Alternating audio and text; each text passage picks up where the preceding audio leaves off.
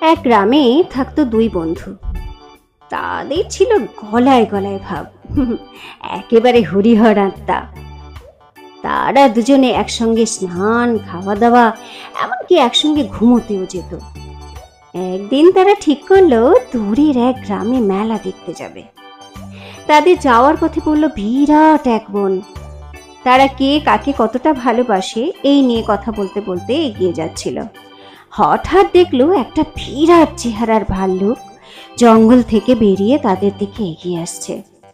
তা দেখে ভয়ে তাদের আত্মারাম খাঁচা ছাড়া হবার জোগাড়। যে বন্ধুটি এতক্ষণ বন্ধুত্বের বড়াই করছিল, নিজের প্রাণ বাঁচানোর জন্য একটা গাছে উঠে পড়ল। মনে পড়ছে চাচা আপন প্রাণ বাঁচা, সেই রকম আর কি। বন্ধুর বিপদের কথা তার মনেই এলো না। অন্য বন্ধুটি গাছে উঠতে পারত না বলে সে মরার মতো মাটিতে পড়ে রইল।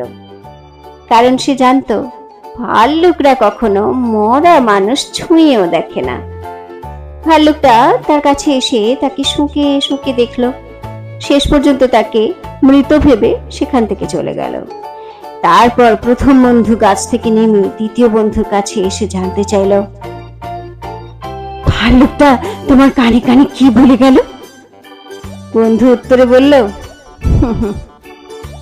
ভাল্লুকটা বলে গেল, যে বন্ধুকে বিপদের মধ্যে ফেলে পালিয়ে যায় তাকে কখনো বিশ্বাস করো না। তাহলে কি শিখলাম আমরা বন্ধুরা? বিপদের সময় যে পাশে থাকে সেই প্রকৃত বন্ধু, তাই না? এবার তোমরা পারবে তো নিজেদের বন্ধু, সঠিক বন্ধু চিনে নিতে? কমেন্ট করে আমাকে জানাতে ভুলো না। অবশ্যই আমার সঙ্গে থাকবে, কমেন্ট করবে, লাইক করবে, সাবস্ক্রাইব করবে এবং বন্ধুদেরকে অনেক অনেক শেয়ার করবে। এবং খুব খুব ভালো থাকবে, হাসতে থাকবে, খেলবে, খুশি থাকবে আর আনন্দে থাকবে।